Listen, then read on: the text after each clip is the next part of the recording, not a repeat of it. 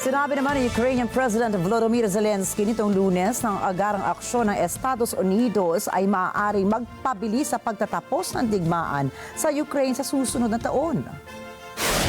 Ito po ang ipinahayag ni President Zelensky matapos ang kanyang pagpupulong sa isang bipartisan delegation mula sa US Congress.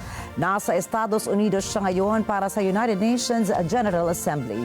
Ipapakita na rin ni Zelensky ang kanyang victory plan sa kanyang pagbisita sa Washington sa mga susunod na araw ng linggo.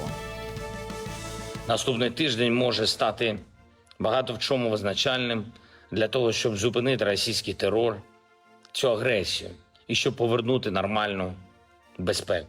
Щоб це сталося, рішучість наших партнерів має відповідати сміливості українців. Відповідь на питання, коли завершиться ця війна, насправді в тому, коли рішучість партнерів не відставатиме від того, що ми можемо робити для нашого захисту, для нашої незалежності, для нашої перемоги. Україна має перемогти в цій війні. Може перемогти, але разом з усім світом. Наша чітка стратегія буде на столі у партнерів президента Сполучених Штатів.